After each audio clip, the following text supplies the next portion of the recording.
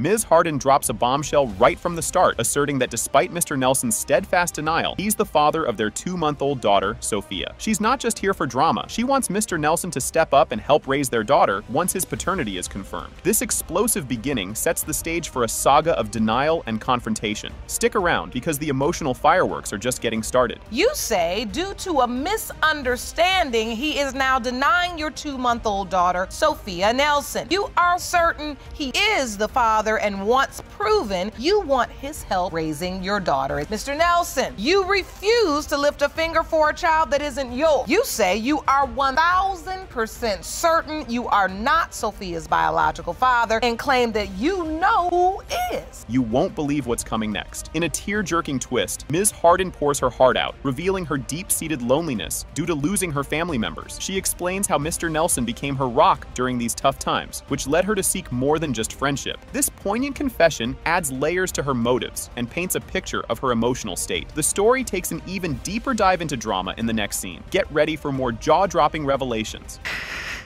That's all right. We come here to tell the truth. If that's your truth, you say it. So you were feeling alone in the world. Yes. And I never really had nobody in my life talk to me. Nobody, they would like talk, but they wouldn't listen to where I was coming from. They didn't listen to what I had to say, and he was there for me, and I gravitated towards it. You wanted to have his baby because this was a person now that I decided felt like I was gonna be with him for the rest of my life. Right. Just when you thought it couldn't get any spicier, Mr. Nelson throws a curveball. He airs his doubts about fatherhood, citing a time when Ms. Harden allegedly let her ex-boyfriend and his current partner crash at their place. He suggests that her decision, especially under such intimate circumstances, ignited his suspicions. The tension ratchets up as he lays out his case for doubt. Up next, the plot thickens, and the accusations fly faster. Watch out for the incoming drama bomb. And you've brought an exhibit to outline that doubt. Am I correct? Yes, Your Honor. Please step up to the monitor.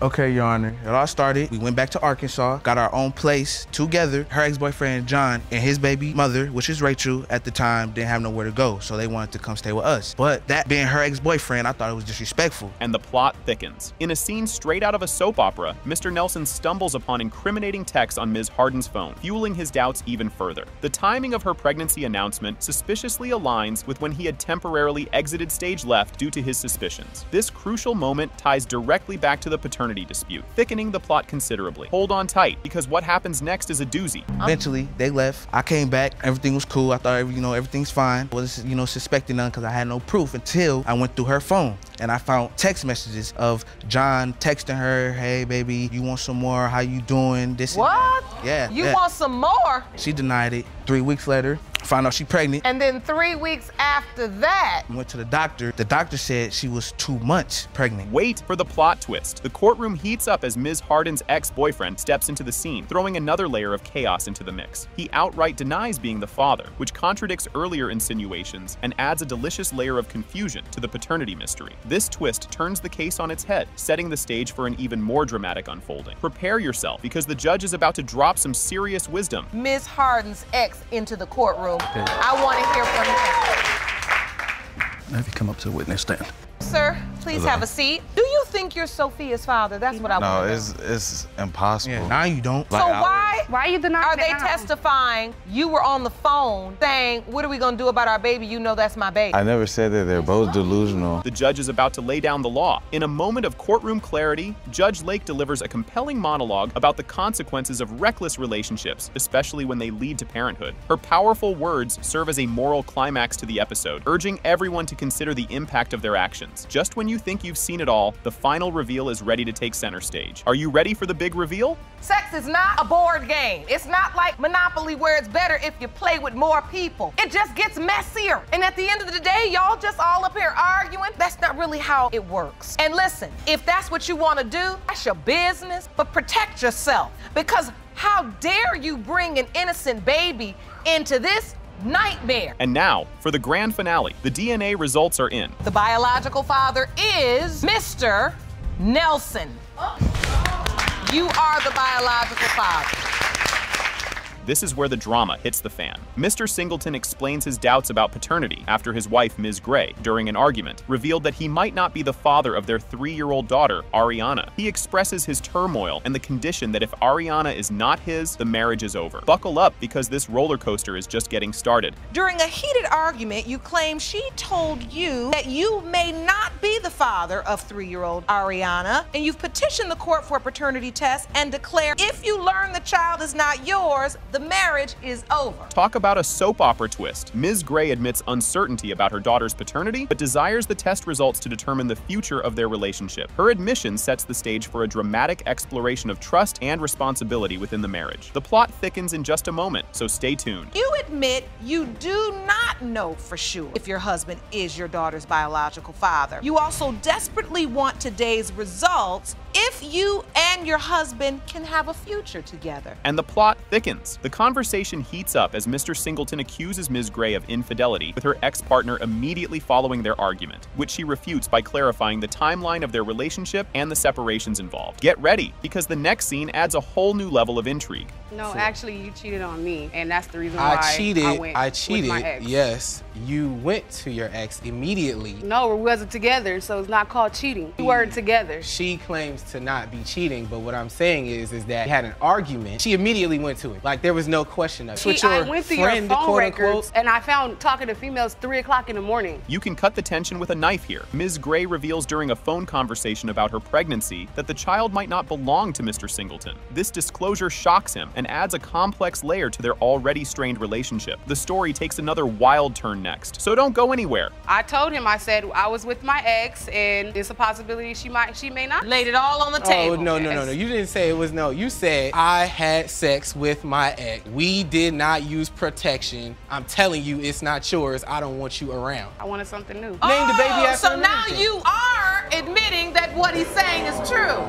You told him straight up. Yes. This baby's not yours. I told him. Just when you thought it couldn't get any more real, Ms. Gray expresses her frustration with past relationships and her preference for bad boys over good guys, highlighting her struggles with trust and her expectations from partners. The emotional roller coaster is far from over. Watch what unfolds next. He's gonna always hold that in the back of his mind. I understand, but I thought he wasn't. I'm used to dating thugs. I'm not used to guys with the glasses and the good job. I'm used to going after guys that hustling, and that's what I like. My ex is in jail right now. Let me give you a little woman tip. Go after the ones with the glasses and the good jobs, baby.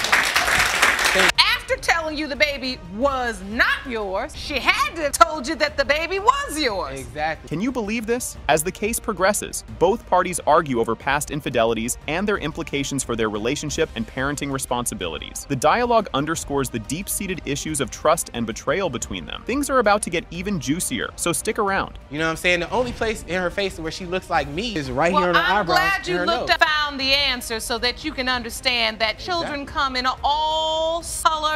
It's genetic. Right. You understand? Your doubt is real. Despite all of this tit for tat going on, you married her. I was trying to do the right thing. Did you tell the man it wasn't his child? What was your point? I never told him that. I never told him that. I told him it was a possibility. This is where everyone leans in. The court session intensifies as Mr. Singleton and Ms. Gray debate their actions and decisions within their marriage, focusing on the impact of their behaviors on their child and each other. The tension is about to skyrocket with the next testimony, so keep watching. You said, so why did you marry me then? Because I love you, and there's no way that you can sit there. You love me, but you talk to other females and sending naked pictures and stuff, and I mean, I had some issues with that. We all got issues in here. Okay, but what about your We all parties that got you wanted to issues do? in here, right? And I'm trying to understand yours, because as you stand here in your glass with your job. What about your kinky parties that you want to have? I like to throw parties. I like to go to parties. So, I mean, if it's anybody that's nasty, it's him. Here's a curveball for you. In a pivotal moment, Ms. Gray's witness, Ms. Simmons, testifies about Mr. Singleton's inappropriate behaviors, reinforcing Ms. Gray's claims of his dishonesty and undermining his reliability as a partner and father figure. The judge's reaction is up next, and it's a doozy, so don't miss it. You having kinky parties, sending pictures to girls, and cheating. What does your research show about that?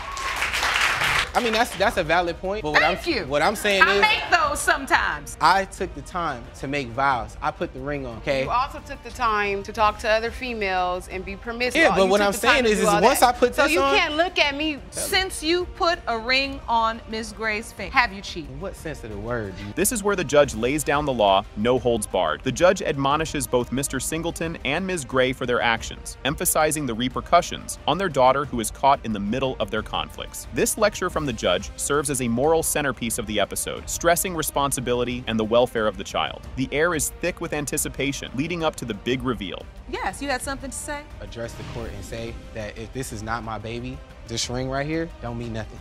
You can have that.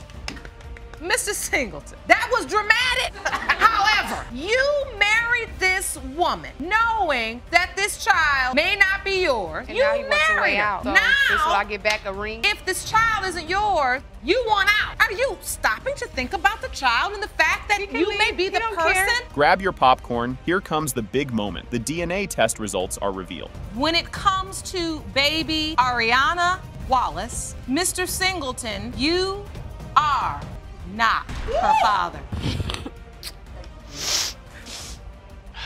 This next bit is quite the roller coaster. Angela Monroe, the plaintiff, sets the stage with her heartfelt plea, underlining her urgent need to know if the child, Yana Monroe, is indeed her granddaughter. Revealing her terminal illness, Angela describes how her son, Herbert, passed away, which led Shenica Reed, the defendant, to claim she was pregnant with his child. Get ready, because the reaction to this news is just around the corner, and it's a doozy. My name is Angela Monroe. My son Herbert died on January 27, 2015. After my son passed, a young lady named Shenica Reed, is the defendant, told me that she was pregnant from my son. The baby was born on May 31st, 2016. I really would like to know if Yana Monroe is my granddaughter. Buckle up for this revelation. Angela vividly remembers learning about Shenica's pregnancy right after her son's funeral. The bombshell was dropped during a house visit from Shenica, who announced her pregnancy out of the blue. Angela was stunned, initially speechless by such unexpected news. The court listens intently as Angela recounts her initial shock and her son's ignorance of the pregnancy. Strap in, you're not going to want to miss what comes next. Ms. Monroe, how and when did you find out about Ms. Reed's pregnancy? I found out after my son passed, after his funeral. He came by the house, he said, I have something to tell you. He said, well, I'm pregnant. I really didn't know what to say at first. I was kind of stunned because I wasn't expecting that. How far along was Ms. Reed? I believe it was about 5 months. This was the first time you ever heard that your son, that he was the biological father of her child. Yes. Just when you thought it couldn't get more intense, Shenica takes the floor to share her side of the story, explaining her decision to finally tell Angela about the pregnancy. After Herbert's death, she felt compelled by her family and friends to reach out to Angela, who had just lost her only child. The significance of her decision is palpable, and the courtroom hangs on her every word. Brace yourself. The emotional temperature is about to rise. After a week after her son passed and after she laid him to rest, I called her. I wasn't even gonna let her know that I was pregnant with his child, but I was encouraged by family members due to the fact that she has lost her only, that it was important that I reach out to her. So I gave her a call and I told her that I was almost 5 months pregnant. So, Ms. Monroe, you were very close to your son. Yes. Things are heating up now. The court dives into the tumultuous dynamics between Angela and Shenica, examining their complicated interactions over living arrangements and financial issues. A fiery debate ensues about the financial support Herbert provided to Shenica, which only added fuel to their already fiery disagreements. Watch out, the sparks are about to fly even higher. Nobody can take my son. God took my son from me, so you can never do that. Yeah, and if your son was, God would have still let your son live. I was in that apartment with your son or staying somewhere else with your son. I wasn't gonna leave my son to be anywhere else. And that is not the person that was supposed to stay in that apartment. Someone from California that was advised to me, that's who was gonna stay in the apartment. She wanted me to stay in the apartment. I passed you away when she came was and stayed moving. there when you were pregnant. Yes, I did come to stay there. And the time when after I moved back to my parents' big house. You'll want to sit tight for this clash. Angela and Shenica lock horns over who was meant to move into Herbert's apartment after his passing. The dispute reveals deep-seated tensions and unresolved grief, painting a vivid picture of their strained relationship. The confrontation escalates quickly, setting the stage for even more fireworks. Trust me, the next part is even more jaw-dropping. Only way you get anything is if you do a DNA. So you do a DNA. I didn't even know that I could benefit. Yes, you did. Anybody know that somebody's deceased you could collect. Look how young he was. She didn't want that. My son always worked 2 jobs. You are. Your baby can. All right, let's get some control, ladies. Understand this, but I need to hear it one at a time. Okay. How did you ever get to the point where you're moving in? Because I was living with my cousin at the time, and to take over the responsibilities of running back and forth to the hospital with her. Don't look away now. The argument between Angela and Shenika continues to unravel, with each accusation more heated than the last. They debate the legitimacy of Shenika's place in Herbert's life and the apartment, revealing layers of suspicion and resentment. The atmosphere is charged, and the courtroom is on edge. The upcoming twist in the tale is something you won't see coming. She called me after the baby was born. Of course I was excited. Going through the 4th month. It was the last time I seen this baby, 4th month. Then I get a phone call. It went from, you're gonna pay for the DNA. I'm not doing that. I ordered a DNA that cost $400. I said, well, you pay half, I'll pay half. Pay half on a DNA test that I'm not gonna get the report, and then you can just say, oh no, you're not the grandmother of this baby. No, I'm not gonna pay. That's what you don't understand. Hold on to your popcorn, because here comes a critical intervention. The judge steps in to calm the storm, refocusing everyone on the child at the heart of the case and the potential for a family connection depending on the DNA test results. The importance of resolving these issues calmly for the sake of the child is emphasized. The tension is thick, and the impending DNA results are about to cut through it like a knife. But even in this courtroom, we have seen things turn around in a moment where you all had begun to discover commonalities in terms of your understanding, your relationships with. So we're making a little bit of progress. I want to know from Ms. Reed. Ms. Reed, if in fact this is Mr. Monroe's biological daughter, would you allow Ms. Monroe a chance to be in her life and be a grandmother and get to know? I would not stand in the way of that relationship. The air is thick with anticipation. The moment of truth arrives as the DNA test results are announced. The percentage of relatedness between Ms. Angela Monroe and Iyanna Monroe is 99.98%. That's all I wanted to know. Well, kick things off with a bang, why don't we? At the start of the episode, the judge sets the stage for a drama-packed session in the case of Stremke versus Jaramillo. Mrs. Stremke has hauled Mr. Jaramillo into court over who's who in the zoo regarding the paternity of their 2 daughters, Naviana and Alexis. She's on a mission to prove he's the daddy, despite his swirling sea of doubts fed by rumors and a supposedly incriminating past incident. Buckle up, because this is just the warm-up. This is a case of Stremke versus Jaramillo. Thank you, Jerome. Good day, everyone. Ms. Stremke, you've dragged Mr. Jaramillo to court in hopes of saving your family, which you claim is falling apart due to paternity denial. Defendant doubts paternity for both of your daughters, 4-year-old Naviana and 8-month-old Alexis, but you want that he is their father. Talk about a family feud getting real. Mrs. Stremke spills the beans on her family woes, detailing the growing trust issues her daughters face with Mr. Jaramillo due to his paternity denials. She's worried sick that her eldest, Naviana, is catching on to the adult whispers and might start throwing shade at her dad. And you thought this was spicy? Well, the next part is a full-blown jalapeno. Why is your family falling apart? Your Honor, I feel like my family is falling apart because my daughters are basically growing up how I had to. We didn't have both parents, and even when we did have both parents present at different times, we were denied. I feel like they can't trust because he denies that he's their dad half the time, and my 4-year-old Naviana knows. She can hear the, well, I'm not her dad anyway. I can't expect her to do what he says if he's gonna say, I'm not your dad. Hold the phone, Dad's got doubts. Mr. Jaramillo doesn't shy away from admitting he's aired his paternity doubts during not-so-quiet squabbles. He takes us back to the rocky start of their romance, marked by troubled pasts and a gossip-monger friend stirring the pot right from the get-go. Keep your popcorn close. There's more drama ahead. You're expressing your paternity doubts in front of the children? In some instances, it gets brought up in fight, and with the children are present, we get pretty loud about it. This is not good. Yes. How did it begin? We met very young.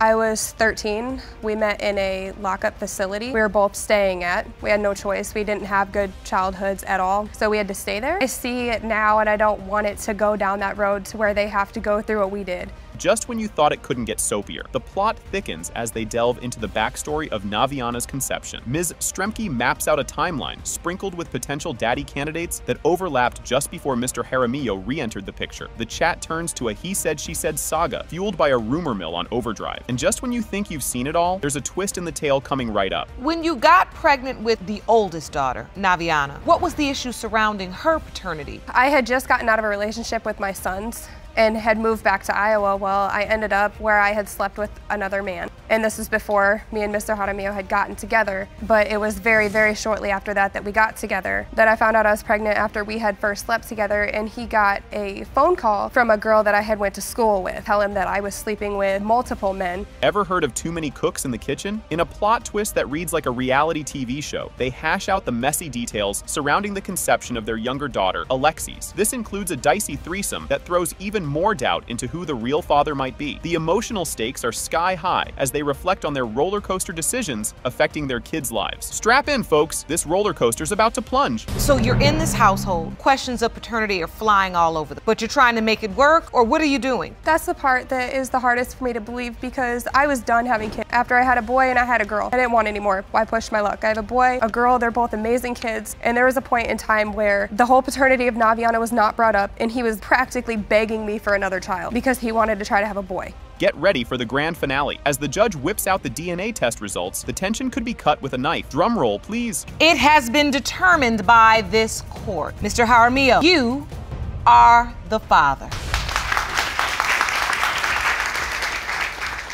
The episode starts with the judge introducing the case of McIntyre versus Wilson. Ms. McIntyre, standing side by side with her mom, confidently declares that Mr. Wilson is the biological dad of her 3-year-old son, Jay-Sean. Strap in, because things are about to get wild. This is the case of McIntyre versus Wilson. Thank you, Jerome. Good day, everyone. Ms. McIntyre, you and your mother stand before me claiming that you are 100% certain that Mr. Wilson is your 3-year-old son, Jay-Sean's biological father. You're not ready for this curveball. The judge notes Ms. McIntyre's stance that Mr. Wilson's paternity doubts stem from his desire to remain single. Meanwhile, Mr. Wilson fires back, armed with what he claims is a mountain of evidence proving Ms. McIntyre's infidelities, which fuels his skepticism. Hold on to your popcorn. It's about to go down. You say the only reason he has doubt is because he wants to live a single life. Mr. Wilson, you say you have more evidence than this court has ever seen to prove that Ms. McIntyre cheated on you numerous times, and therefore you are not her son's father. Just when you thought it was just another day in court, Ms. McIntyre dives into the backstory of their romance, which blossomed over Facebook chats and shared selfies, promises of a happy family floating in the digital ether. This online fairy tale quickly sets the scene for their less than magical first encounter. Brace yourselves, the next part is a doozy. How did this relationship begin? We was talking on Facebook. He shared a couple of pictures with me. He shared a picture like this. I thought he was very cute. He said he was gonna take care of me and my daughter.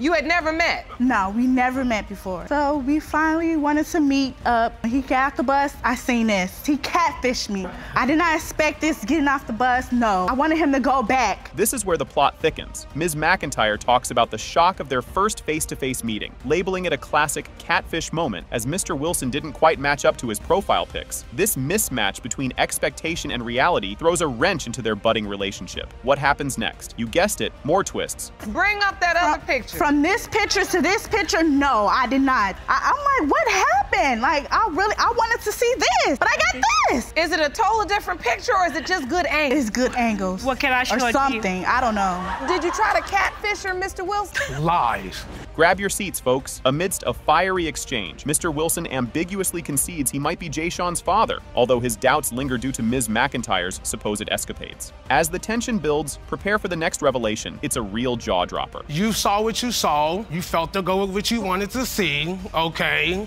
We made it happen, and then bam. Oh, you that's made where what it happen? was. You made what happen? We made it happen. What happened? Point blank period. And then Never bam, make what? it happen, Bam, baby. you made a baby? Yeah. So are you admitting then that this is is your child? I want to be honest. I'm not here to say I'm denying my kid, but at the same time too. Buckle up for this roller coaster. The debate shifts to Jay Sean's birth, with Ms. McIntyre and her mom insisting they tried to reach Mr. Wilson during labor, a claim he vehemently denies, insisting he was only called post-birth. The stakes are high, and the drama intensifies in the upcoming clips. After the fact he was conceived, I wasn't at the hospital. I wasn't none of that. None of that, because they didn't want me to be there. He didn't have, why wouldn't we want him to be there? Because she don't like, just like I don't like her. He didn't have a ride. That was his excuse. They claim. He didn't have a ride. I called him when she was in labor. Never. I called him from the hospital room. This next bit is staggering. The judge probes about child support, highlighting Mr. Wilson's lack of involvement and financial support for Jay Sean. Ms. McIntyre confirms she's working on making it official. Hang tight, because the courtroom is about to erupt with the DNA results. He was called when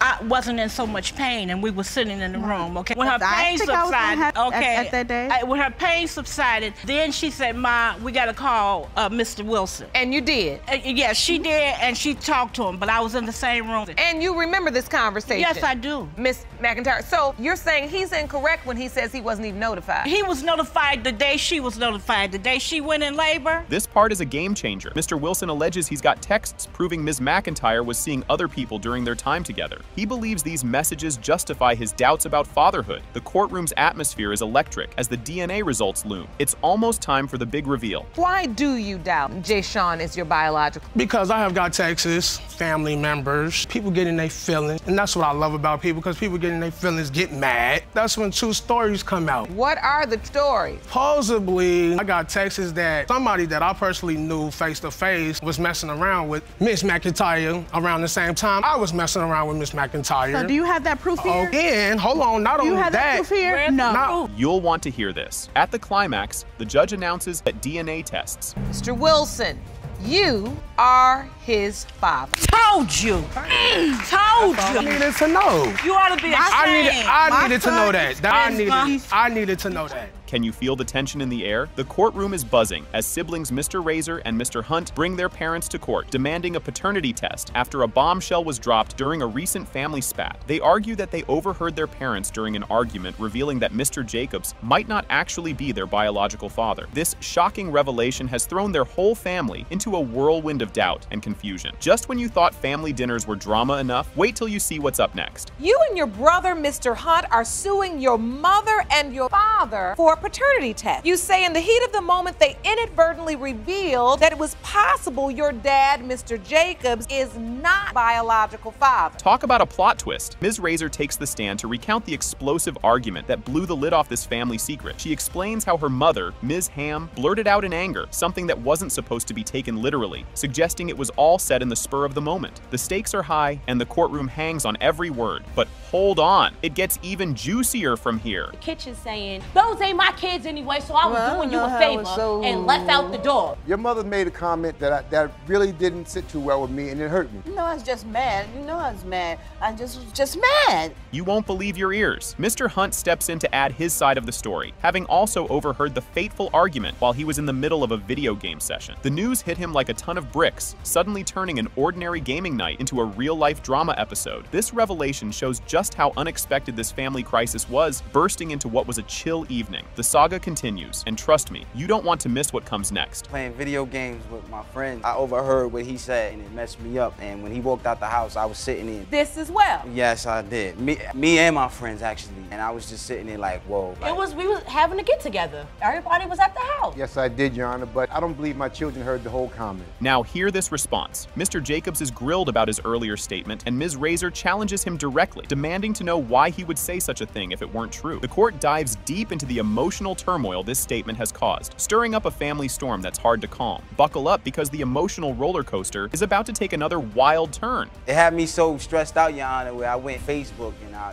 thought the whole world was... And you know I'm the stronger one. Even though I'm the little sister, I act like the big sister, but... All right, Mom, because they didn't hear the whole comment. For him to make that statement, why did you make that statement? Why did you say what you said? Because maybe he's not your father, Precious. Maybe he's not. Maybe he's not. I don't know. Maybe he's not. Grab your tissues for this heartfelt confession. Ms. Razor passionately testifies about how Mr. Jacobs has been a rock in her life, attending all her important milestones. This testimony highlights the deep emotional connections at risk here, emphasizing what's truly at stake with the disputed paternity. And just when you think it can't get more emotionally charged, the next testimony will definitely tug at your heartstrings. Is there something that you need to tell me? I don't know. I don't know who's the father. I just don't know. I don't Okay, know. so explain a different last name. His name is Hunt. Where I get Hunt His from? name is Jacob. Where I And get your Hunt name from? is Hammond. You say his name came from grandma. I I'm know. getting married in January. He's supposed to walk me down this aisle. The room is thick with anticipation as truths start to unravel. In a dramatic twist, Ms. Razor demands clarity about her paternity, her voice filled with desperation and a yearning for truth amidst the emotional chaos that has engulfed her relationships and mental well-being. This heart-wrenching plea for answers is a poignant moment in the courtroom drama. Fasten your seatbelt because the story takes a sudden and dramatic turn just around the corner. The whole neighborhood. But I never doubted the fact that he was my father because he's always been there no matter what. Mr. Farmer, the man in question, has agreed to take a paternity test, and he's joining us from his hometown. And you agreed to take a DNA test. Yes, I was at that cookout. Right, you said that. Just 1 second. Everyone's on the edge of their seats for this one. As the judge prepares to reveal the DNA test results, the tension in the courtroom is palpable, with every participant bracing for the impact of the findings. This crucial moment could either mend or forever alter family bonds that have been deeply questioned throughout the episode. Keep watching. The reaction to these results is something you just can't make up. Play brother, you're not related biologically, you're not real sister and brother. He was. I didn't know he existed. You wasn't You supposed never to know knew I he existed? No, you're right. You're right. I should have known you. I didn't do You know what? anything to your family. It's the moment of truth, literally. The DNA test results are finally revealed. Mr. Jacob, you are not Hector's father. Oh, you is scandalous. No.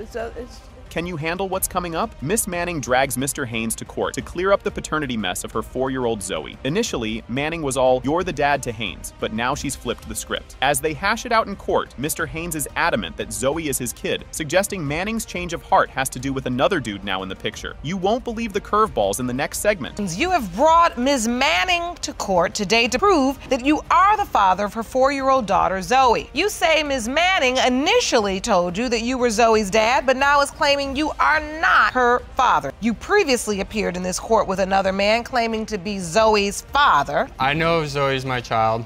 Miss Manning is keeping her from me because she has another gentleman in the picture, and that's why I came to you for the answers. No way did that just happen. The courtroom drama heats up as Miss Manning firmly denies Mr. Haynes is Zoe's biological father, pointing to some serious calendar discrepancies. She lays out their shaky timeline, which only muddies the waters more. Meanwhile, Haynes stands his ground, convinced Zoe is his based on their resemblance and his gut feeling. Buckle up because the stakes are about to get even higher. Was it a committed relationship, Ms. Manning? Yes, Your Honor. How long after that did you find out you were pregnant, Ms. Manning? We broke up in the middle of October, and I. That's a lie.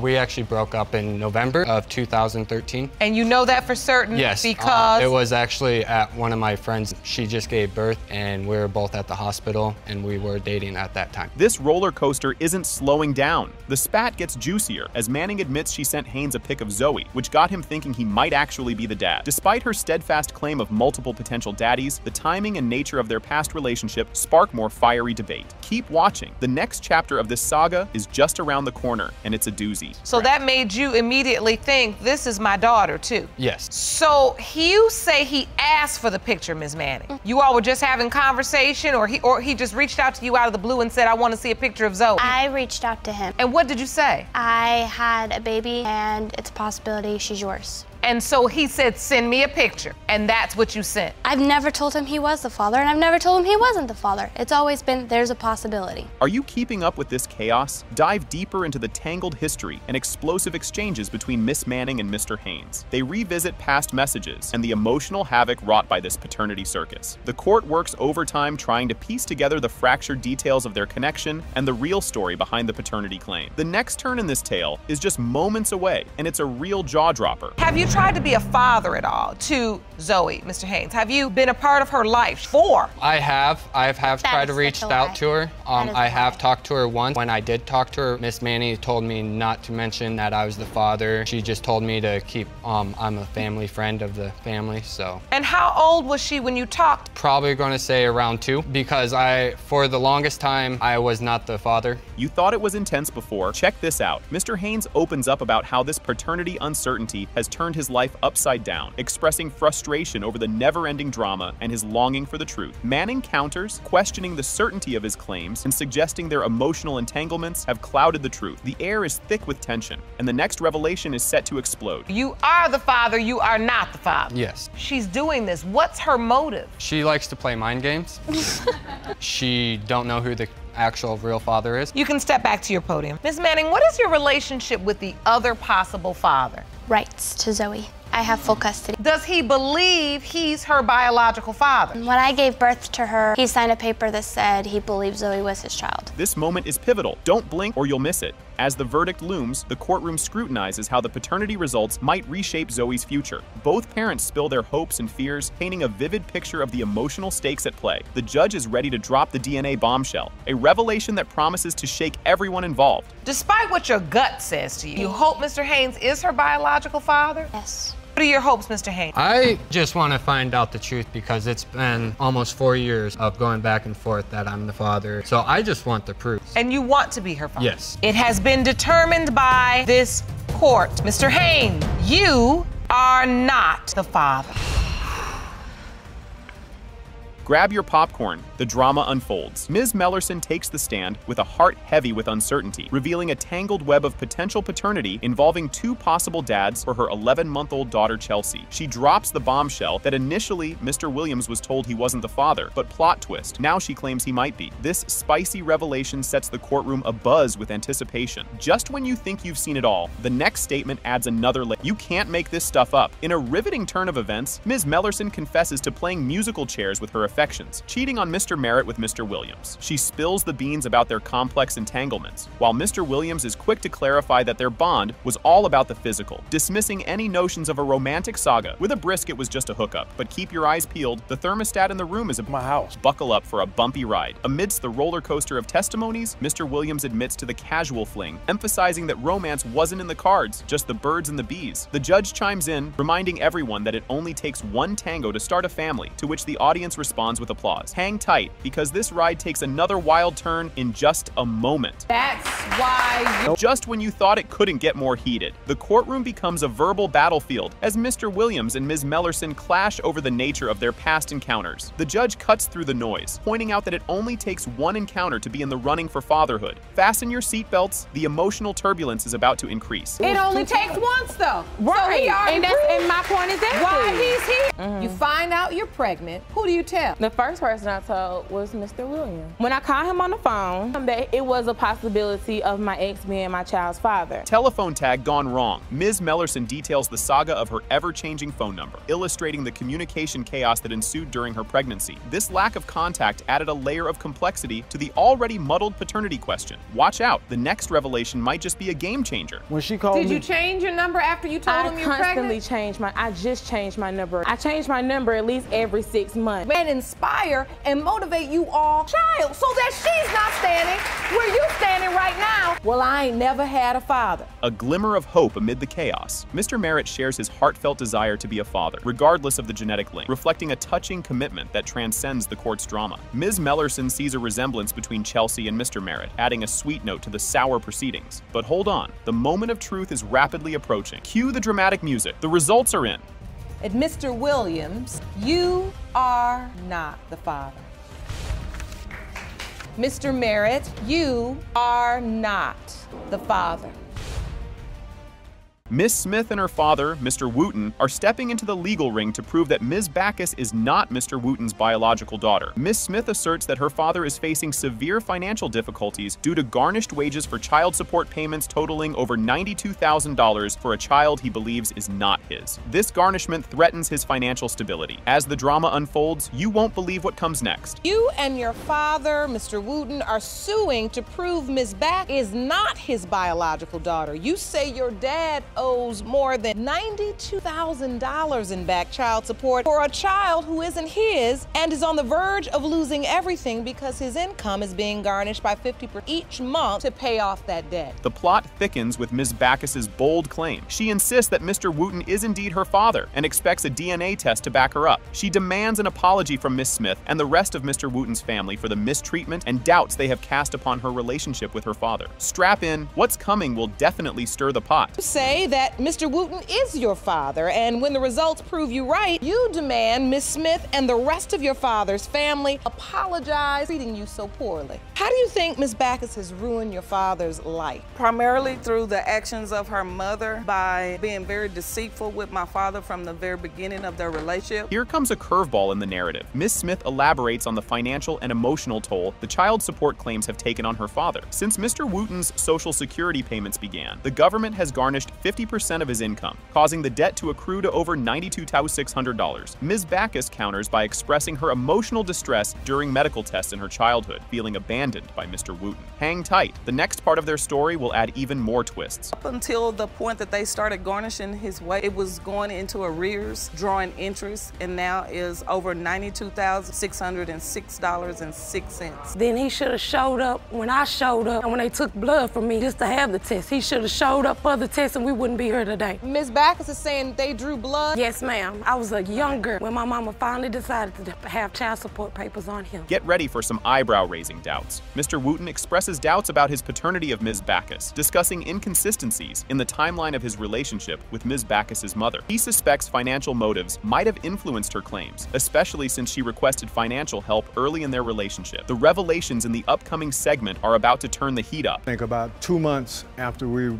been together, she said she was pregnant. 4 months after we was together, we broke up. Well, Daddy, you and Mama got two different stories, and I'm coming to find out today. Miss Daniels is a liar. So, Mr. Wooten, you're saying the relationship was 4 months long? And once she was 4 months pregnant with her, I realized that most of the things that she was only interested in, me helping her financially. And one of the first things she asked me 1 month after we was together. As if the waters weren't muddy enough, further details of Mr. Wooten's brief relationship with Ms. Backus's mother are revealed, including conflicting stories about the duration of their relationship and the circumstances surrounding Ms. Backus's conception. This adds to Mr. Wooten's doubt about being the father. The courtroom is about to get even more heated, so keep your eyes peeled. And she told me you had said that you wanted another child. Yeah. That's what was told to me. But you're telling me something different, so that's why we're here today. When I met your mother 3 weeks into knowing her, she wanted to know why. She told me together a whole year, and then I was born a year later. I'm not even feeling nothing that y'all saying right. That's why I brought y'all here, and we finna find out the truth. Adding a sprinkle of 21st century drama with social media. Ms. Smith discusses how social media has complicated family dynamics, showing evidence of Ms. Backus, claiming familial ties based on social media interactions and public posts that deepen the familial dispute. The evidence that's about to be thrown down next is pure gold. Don't miss it. Her kid found me on Facebook a couple of years ago, was praising me. I'm glad, we found out, you the lost child. And Ms. Backus sent me a Facebook request, and I accepted because I did know her. After I accepted the friend request, then she would post up pictures online.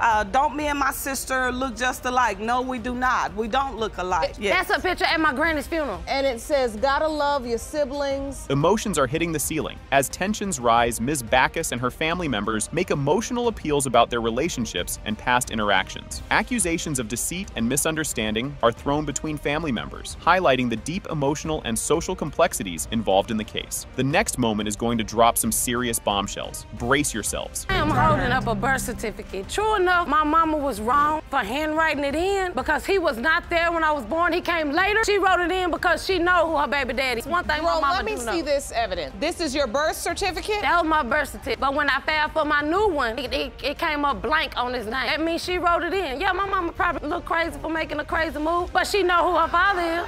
The moment of truth is upon us. The judge reads the DNA test results, which reveal that Alondria Backus, Mr. Wooten Jr., you are not her father. I know this was not the answer you were expecting. No, it wasn't, but I had to do it. I had to do it. Yes, you did. I was tired of being treated. So now I know why I got treated like I am, and I'm good. Can you believe this start? Miss Gregory spills the tea that the defendant, Mr. Elston, called quits on their engagement just 2 weeks back, doubting the paternity of their son, Carson. She's pushing for a DNA test to prove Mr. Elston is the daddy in hopes of patching things up. Mr. Elston and his sister, however, are betting on a different father, suspecting Miss Gregory's ex instead. Buckle up, because this is just the warm-up. You say just 2 weeks ago the defendant called off your engagement due to paternity doubts surrounding your son Carson. Yes, Your Honor. You have petitioned the court for a DNA test to prove Mr. Elston is the father and hope the result will save your family. The plot thickens here. Miss Gregory is all about saving her family, stressing how her kids, Carson, and the one on the way need their dad around. She walks us through their May engagement and how the paternity debacle led to their recent split. Mr. Elston shares his side, stirred up by rumors of Miss Gregory's cheating, complete with sightings of her ex. The tea is piping hot and there's more brewing. So Miss Gregory, how important is it to save your family? It's very important for me to save my family because I feel that my kids, both of them, my unborn child and Carson, deserves. And I feel that we got engaged in May. He broke up with me 2 weeks ago because of paternity issues. So I feel that we need to get this all cleared up. Now it gets juicy. Mr. Elston dives into his trust issues, fueled by chatter about Miss Gregory's alleged affairs, which he personally investigated while out of town. His sister backs him up, claiming she caught the ex's truck parked at Miss Gregory's spot. Miss Gregory counters, puzzled over which truck they're even talking about, given her apartment complex parking situation. Strap in, the roller coaster of accusations is just getting started. It was, people calling me and texting me, telling me that she's cheating or either somebody's in the driveway. I work out of town. I'm like, I do stuff like I send people over there to check on just to make sure she's not doing nothing. And multiple people told me that they caught her ex in the driveway, caught his car there. Your Honor, I'm actually the one who caught her ex in the driveway. My brother was out of town. He's a hard-working man. Oh, the drama unfolds. The court digs into how Miss Gregory and Mr. Elston first connected while both were still playing the field with others. Soon after their first rendezvous, bam, pregnancy hits, complicating their not-so-fairy tale. Watch how this tangled web they weaved gets even knottier in the next bit. How this relationship stopped? Me and Mr. Elston met through my ex at a basketball game. I was dating. Through your ex? I was dating my ex and he was cheating on me at the time, so I felt comfort in Mr. Elston. He had a girlfriend also. We started sleeping together 2 weeks after we met, and then I got pregnant like almost a month later. And at that time, were you and Mr. Elston boyfriend and girlfriend, or were you still just cheating on your ex? You won't want to miss this episode. Amid an emergency C-section, Mr. Elston throws a curveball by doubting the newborn Carson's paternity because he looked too white to be his. Despite earlier wanting to pass on his last name, he bails, leaving Miss Gregory in a lurch. The saga of trust issues is far from over, folks. Was Mr. Elston at the hospital? He came to the hospital the second day. I had to have an emergency section, so I was in the hospital for 5 days. He came the second and begged for me to give Carson his last name. You cannot give my son your last name right now. No, Your Honor, I was in the hospital all happy, because I was expecting to be my first child. Like, I walked in all happy and we sit down, take a picture, and I looked at him Your really exact closely. words was, he's too white. And That's exactly what he said. And they're back at it. 3 weeks post-birth, Mr. Elston pops back into the picture, leading to an engagement. Just when you think they're on the mend, bam! Doubts about the new baby stir up a fresh batch of drama. The plot's about to thicken, so keep your eyes peeled. 3 weeks after I had Carson, he started coming around more. So we ended up getting into a relationship, got engaged, and we was doing good. And then I got pregnant in June. I'm pregnant now, and he just doubts this baby, and more doubts are coming up from Carson. He's asking me for an unborn DNA test and stuff because he doesn't trust me. Otherwise, it wouldn't be any doubt. Things like what? She's actually posted a picture with another dude around the time she was supposed to be pregnant by my brother. Hold on to your popcorn. Courtroom confessions turn the case on its head, with Miss Gregory admitting to liaisons with other men during critical times. The thread of fidelity unravels with every text and post, climaxing with a spicy revelation of a Valentine's Day threesome. Next up, the moment we've all been waiting for, DNA results.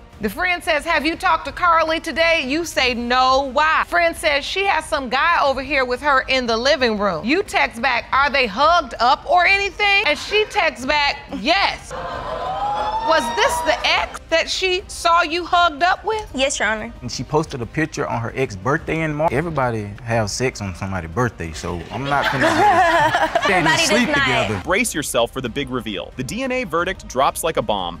It has been determined by this court. Mr. Elston, you are not the father.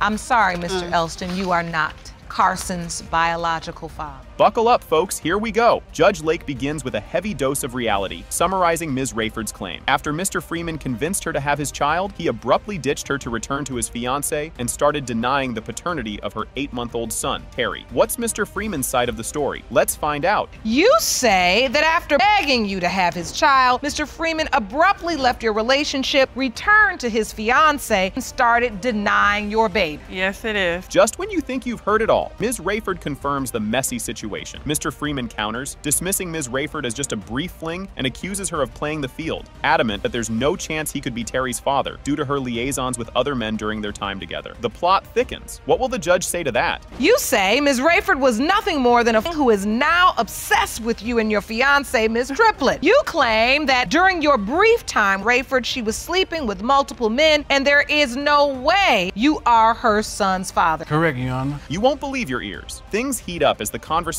escalates rapidly, causing Judge Lake to step in as the courtroom bursts into laughter and exclamations from the audience. Ms. Rayford asserts her hope that Mr. Freeman will recognize Terry as his son and take responsibility. Hold on to your seats because this roller coaster is just getting started. Ever since he got with this Miss Triplett. Hold on, first of all, hold on.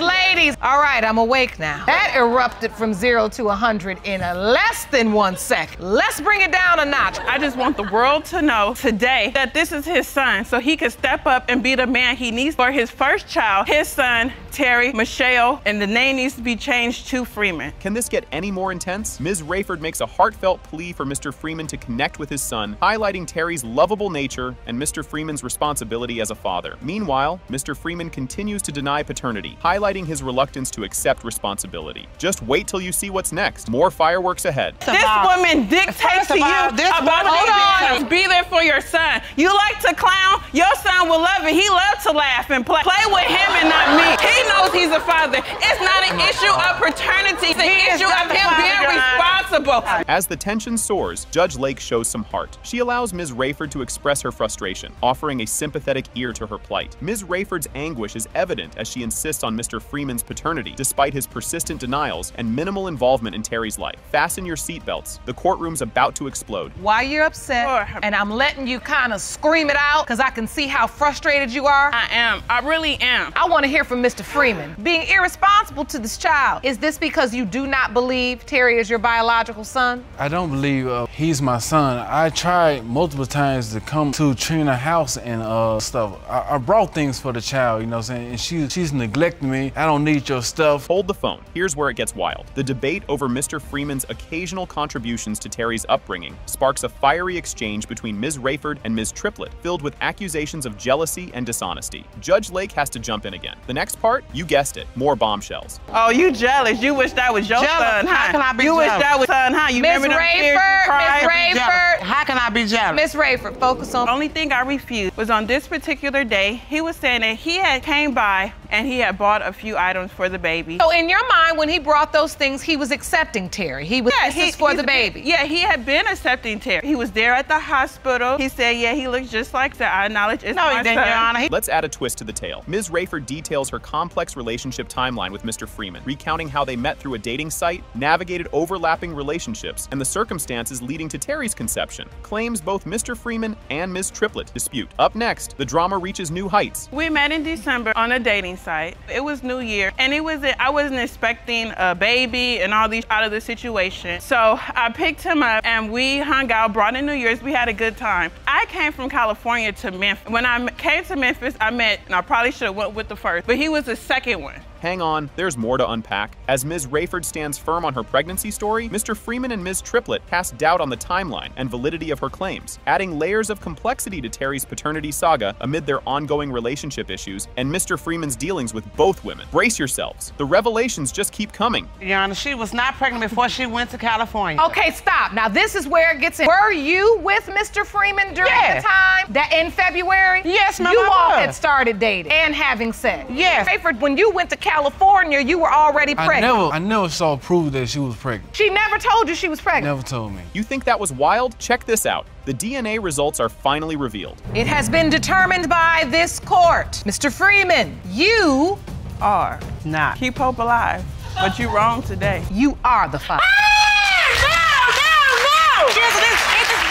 buckle up because Miss Lee is here to drop some major bombshells. She's in court to prove that Mr. Green fathered her 3-year-old son, Kingston, despite his persistent denial ever since she announced her pregnancy. This is just the warm-up, folks. Things are about to get even wilder. You have come to court today with one goal in mind, to prove to Mr. Green fathered your 3-year-old son, Kingston. Mr. Green has denied your son from the moment you got pregnant, but today, his denial will end. Grab your popcorn, folks. Mr. Green throws a curveball by accusing Miss Lee of having a sugar daddy, who he claims is the real dad, sparking gasps and murmurs from the audience. Trust me, the plot thickens, and you're gonna want to see what happens next. You say you know exactly who Kingston's father is, and it's not you. It's Miss Lee's sugar daddy, who's more than twice her age. Did someone say drama? Miss Lee recounts her endless attempts to get Mr. Green involved in their child's life, met with nothing but denials and excuses. She's fed up and isn't shy about letting everyone know. The courtroom is heating up and it's about to boil over. Mr. Green has been denying my child since day one. He's been denying him for 3 years. He has never came around like he's supposed to. I have to call. I have to do so much to get this man in my child's life. But at the end of the day, I just want him to step up. And Kingston is 3 years old. Kingston 3. He just turned 3 June 3rd. So he didn't do nothing for his birthday. I try to meet her halfway, but her attitude... My attitude has nothing to do with you stepping up for your child. Hold on to your seats because this ride is getting bumpier. Despite his doubts about being the father, Mr. Green admits he's tried to reach out and even agreed to a DNA test, though he paints a picture of a rocky, non-committal relationship history with Miss Lee. Stick around. There's a twist in the tale just around the corner. No, I try to meet her halfway as far as, you know, taking the DNA test and things like that, but at the point me and her was talking back and forth, we was never in no steady relationship. She knew I had a girlfriend already. She tried to break me up from that, and I told her... He moved into my home, so if I try to break him up, why are you in my home? Knew I had a girlfriend. She even tried to call He knew he had a girlfriend, so it's probably... She knew it too. That ain't got nothing to do with me. Like... You can cut the tension with a knife. In a jaw-dropping move, Miss Lee reveals she woke Mr. Green from his sleep with a phone call to his girlfriend to announce her pregnancy. The courtroom is buzzing, and just when you think you've heard it all, there's more to come. How did you explain to your girlfriend you lived in the house with Miss Lee? Oh, he couldn't. I called. She did. Oh. From his phone. So, yeah, I snuck, called the girl, woke him out his sleep and made him start talking and didn't let him know she was on the phone until the end of the conversation. Yeah, your dude over here, and I'm pregnant, you know. Whoa. What it is. In your mind, you knew you weren't really in a relationship with him, but you thought trying to play both sides. Right. As if this courtroom couldn't get any more electrified, Judge Lake scrutinizes a scandalous Facebook post by Miss Lee, questioned by Mr. Green as evidence of her flirtatious behavior. But the fireworks aren't over. There's another bomb about to drop. Who out here got the best D and talking about other men, stuff like that. Wait, you got... John, I got evidence right here. Let me see this evidence, Jerome. Oh, he just seen... You submitted to the court Facebook post from Ms. Lee that say, is it wrong to have choices on men all on the first day just in case the D ain't good? Just asking. Oh, that's a question. And you submitted another question, raise of hands. Oh, the irony. Miss Lee openly admits to going to great lengths, including romantic entanglements, just to get Mr. Green to spend time with Kingston. Desperate times call for desperate measures, right? Keep watching, because this soap opera isn't over yet. I can count on my hands how many times he has seen his child. How I made him come, we end up sleeping in a hotel together. You know what I'm saying? So he can watch his child. I mean, I'm trying to make him be a father. So you're at the point that you've even had to sleep with him? Right. That's not true, Young. You got a smirk on your face, Mr. Green. Because he knows. No, because I went over there, but we didn't do nothing. We did something. Guess what? There's a sugar daddy in the mix. And no, it's not as scandalous as it sounds. Miss Lee clarifies that her long-term financial benefactor hasn't been a romantic partner. Just when you think you've seen it all, the stakes get even higher. So you do have a sugar daddy? Yeah, I got me a good sugar daddy. My sugar daddy been there for 10 years, never ever left my side. I would never leave him. He come way before this. You know, he might want some pictures.